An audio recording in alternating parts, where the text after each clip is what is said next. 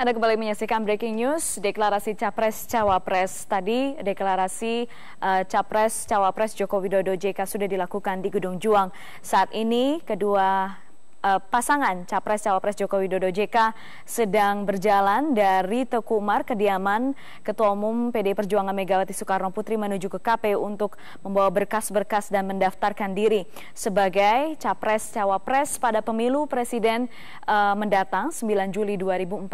Sementara itu pasangan yang lain yaitu Prabowo Subianto, Hatta Rajasa sebentar lagi juga akan melakukan deklarasi di Rumah Polonia di Cipinang Cempedak, Jakarta Timur. Prabowo Hatta akan mendaftarkan diri mereka besok ke KPU. Kami akan kembali berbincang dengan peneliti LIPI Siti Zuro. Bu Siti, kita sekarang melihat kekuatan dari pasangan Joko Widodo dan JK. Bisa target marketnya seperti apa, pasar yang bisa dicapai seperti apa di pasar pemilih untuk pemilu presiden nanti? Iya. Ini menarik ya, jadi pemilu 2014, pemilu presiden maksud saya, itu menarik sekali dan berbeda dengan pemilu sebelumnya. Saat ini kalau pasangan Pak Jokowi dan Pak JK, sebetulnya yang dipilihkan RI1 kan ya. Rakyat itu memilih RI1-nya sebetulnya. Jadi kekuatan Pak Jokowi ini sebetulnya di kelas menengah ke bawah gitu ya. Tapi tidak tertutup kemungkinan Pak Jokowi juga akan menyapa dan mengambil dukungan di kelas menengah atas. Itu yang memang betul-betul tertarik dan secara rasional melihat ini orang prospektif gitu. Kalau di kelas menengah bawah itu sudah tidak perlu dipertanyakan. Sudah cukup membumi namanya Pak Jokowi ini. Nah, itu yang prospektif menurut saya, apalagi didukung oleh dalam hal ini ya PDIP. PDIP ini kan partai nyuwun cilik, dan PDIP jangan lupa satu-satunya gambar kepala banteng yang ikut pemilu tahun ini. Gitu. JK bisa mengambil pasar menengah ke atas?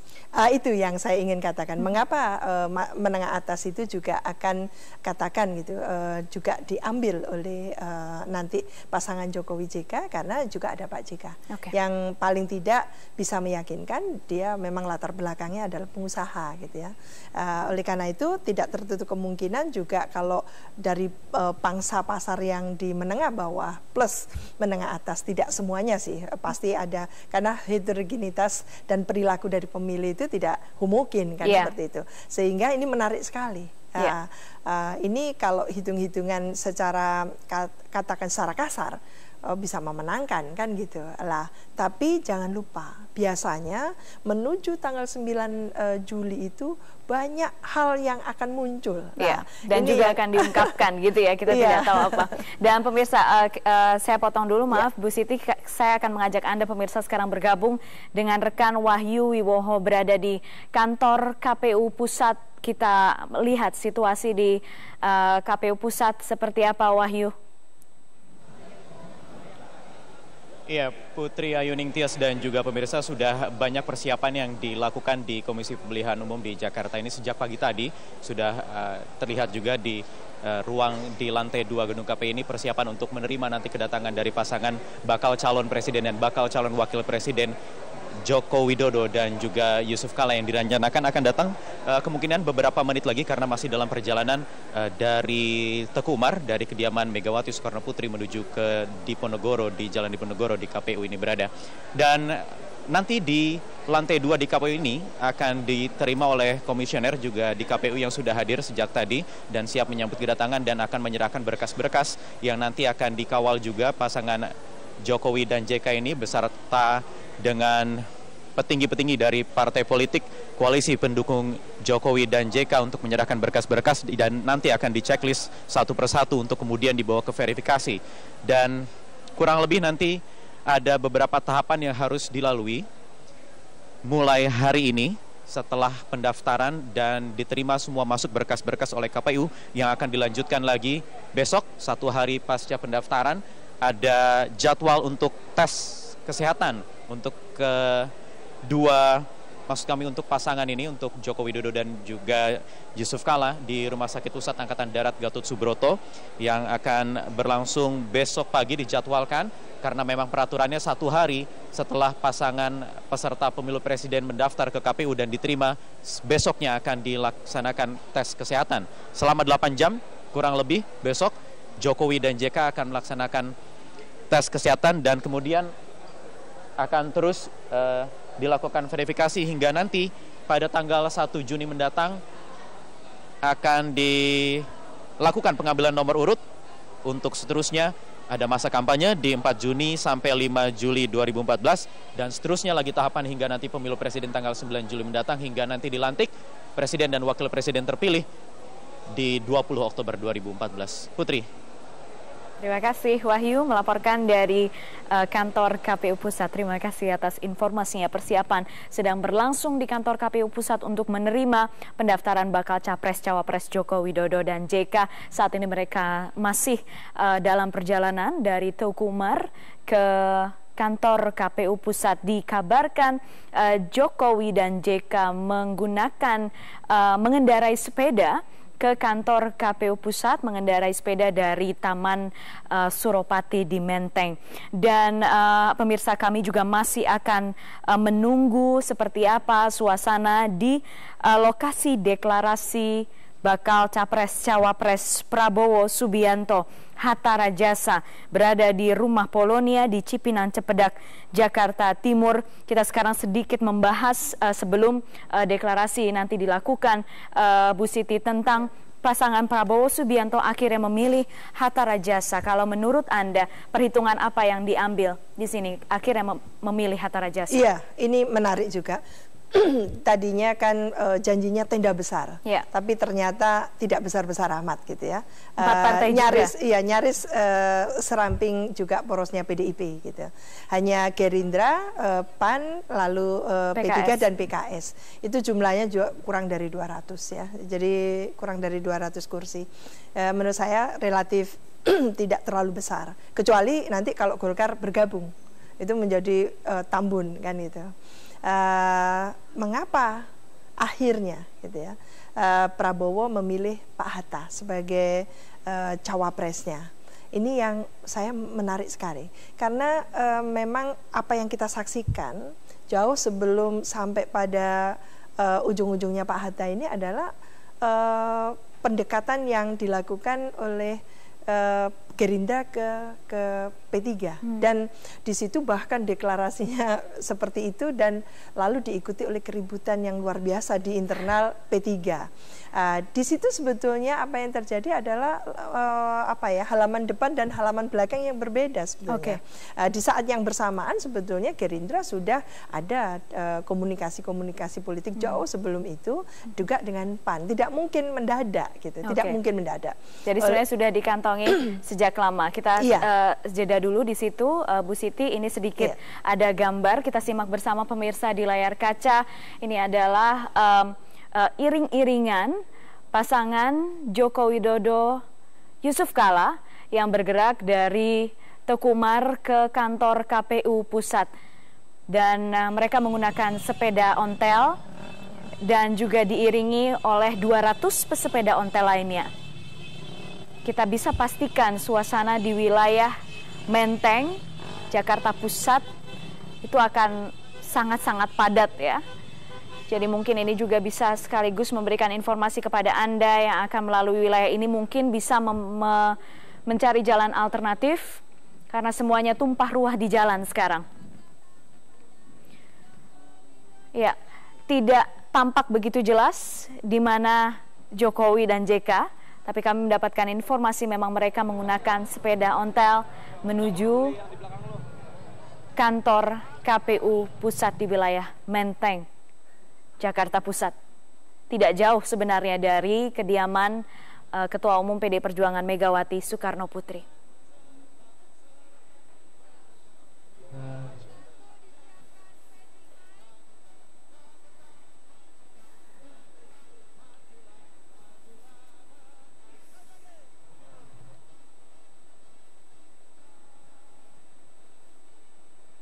Ya, sudah terlihat.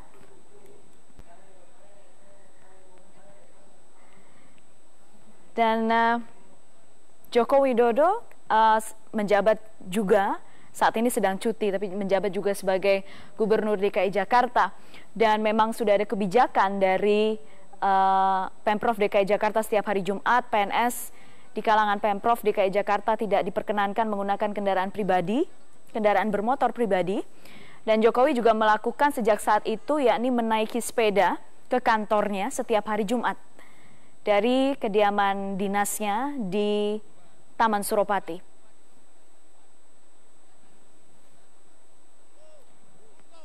Jadi menggoes sepeda bukan hal baru bagi Joko Widodo. Dan pada saat pemilu Kada DKI Jakarta lalu, Joko Widodo juga menggunakan cara yang unik, datang ke KPU bersama Ahok menggunakan Kopaja. Sekarang naik sepeda, agak turun ya, dari roda banyak jadi roda 2 gitu ya. Tapi semoga tidak ada arti apapun, artinya hanya menunjukkan bahwa apa simbol sebenarnya dari hal-hal seperti ini yang dilakukan Jokowi, Bu Siti? Kesederhanaan itu yang ingin ditampilkan Jokowi. Kebersahajaan. Jadi Jokowi ini pandai sekali untuk punya empati, Mbak. Kita harapkan memang pemimpin itu ya yang punya empati. Jadi kita di Pilpres itu bukan sedang memilih penguasa. Penguasa sering-seringnya lupa karena elitis ya, elitis sekali semua kebijakan pendekatannya. Tapi pemimpin itu apalagi dalam keadaan kita seperti ini, itu biasanya empati itu yang kita harapkan. Dengan empati itu tentunya direfleksikan. Jadi kalau Pak Jokowi mengatakan harus ada revolusi mindset kita, mental kita, inilah salah satu bagian yang memulai gitu ya. Pak Jokowi ingin mengenalkan bahwa kita memang harus mengubah cara pandang kita, cara orientasi kita luruskan mindset kita supaya lebih positif. Oleh karena itu, perilaku ini yang direfleksikan oleh Pak Jokowi bahwa pemimpin itu adalah teladan. Bahwa ini menggunakan sepeda, sebelumnya menggunakan Kopaja itu adalah simbol bahwa kita sama kok gitu ya. Iya, jadi sebenarnya menyadari betul bahwa Indonesia ini negara berkembang yang sedang mendapatkan musibah yang namanya bencana korupsi. Oleh karena itu, untuk memotong mata rantai korupsi tadi itu, jangan hidup hedonis dengan hidup bermewah-mewah. Kalau pejabat itu identik dengan kemewahan. Mobil yang sangat mewah, yang sangat bagus, dan lalu masyarakat itu merasa senjang dengan baju yang hanya putih dipakai, gitu ya. Itu juga menunjukkan bahwa sebetulnya pemimpin yang seperti itu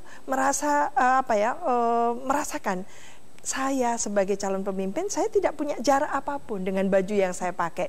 Dan jangan lupa, Pak Prabowo juga pakai baju yang sama, coklat, yang sederhana seperti itu. Meskipun yang bersangkutan juga kaya, gitu.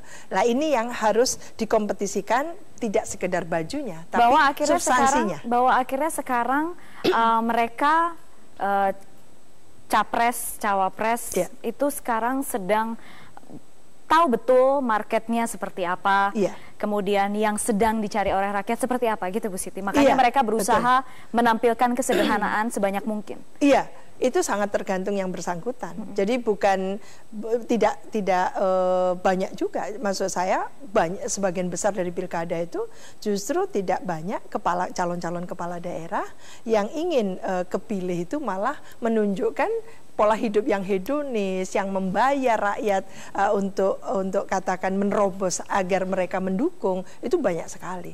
Nah ini yang harus dikasih contoh di level nasional, bahwa Pilpres ini betul-betul mampu nantinya menjadi langkah awal kita memutus mata rantai money politics, politik uang gitu ya. Dan jangan menggerakkan massa dan memberikan uang receh seperti yang terjadi di pemilu legislatif 9 April yang lalu. Itu jangan terjadi lagi. Kalau di 9 Juli masih terjadi seperti ini, calon presiden, calon wakil presiden menyawer, membuang uang banyak seperti itu, lalu hanya sekedar minta dukungan, jangan dipilih menurut saya. Ada calon presiden dan wakil seperti itu, jangan dipilih karena ini serius sekali. Jadi kalau memang ini motivasinya ya, Pak Jokowi ingin melakukan revolusi mental secara serius dan ada komitmen konsistensi yang serius. Menurut saya ini langkah awal kita untuk bagaimana kita menyaksikan pemimpin yang sederhana, pemimpin yang bersahaja, dan pemimpin yang punya kapasitas untuk karena empatinya tadi itu mengeksekusi program-program yang sangat pro rakyat. Itu yang kita harapkan. Jadi kesejahteraan rakyat itu dinomorsatukan ketimbang kesejahteraan para elit, apalagi dirinya, kan itu. Jadi ini yang kita harapkan dari munculnya seorang Pak Jokowi nanti dengan semua katakan kelebihan dan kekurangan Pak Jokowi dan semua kelebihan dan kekurangan Pak Yusuf Kala. Kita harapkan itu bisa saling harus bisa ya, mau tidak mau ya. Iya, karena itu sudah menjadi ikon. Iya. Dia sudah menjadi menjadikan isu itu ikon ya. Ikon itu yang harus terus dirawat gitu sampai 9 Juli yang akan datang dan ditunjukkan ketika pelantikan dia seperti itu lagi, seperti yang di DKI Jakarta. Sehingga masyarakat paling tidak merasa hatinya lega kan gitulah. Itu yang kita harapkan nantinya munculnya pola baru dalam suksesi kepemimpinan kita yang jauh dari hingar-bingar dan nuansa hedonis ya, nuansa yang sangat elitis gitu, dikembalikan ke suasana yang sangat bottom up, yang sangat dari rakyat gitu ya, oleh rakyat untuk rakyat. Nah, ini yang ikonnya di situ sebenarnya. Ya.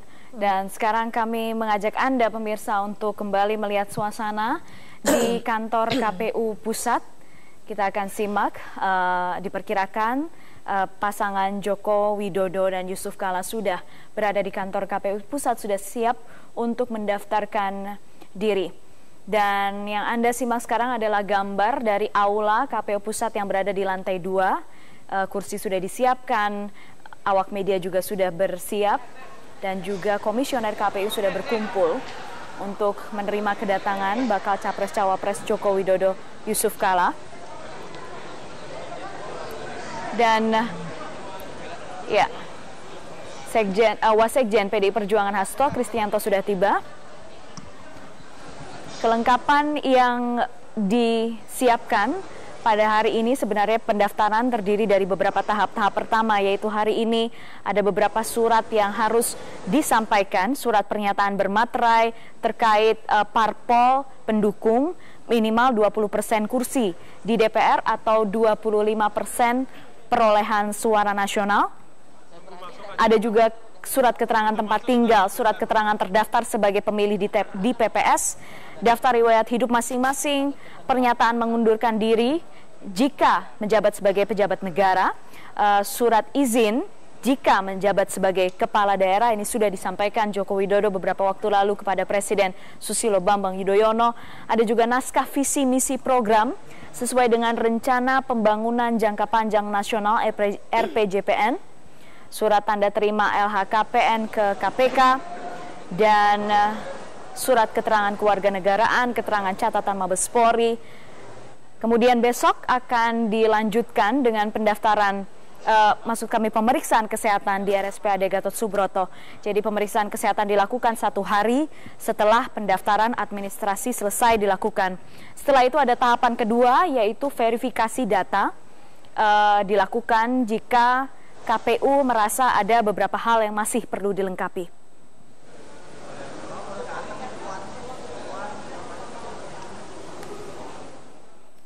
Kita jeda dulu pemirsa, tetap bersama kami di Breaking News Deklarasi Capres-Cawapres.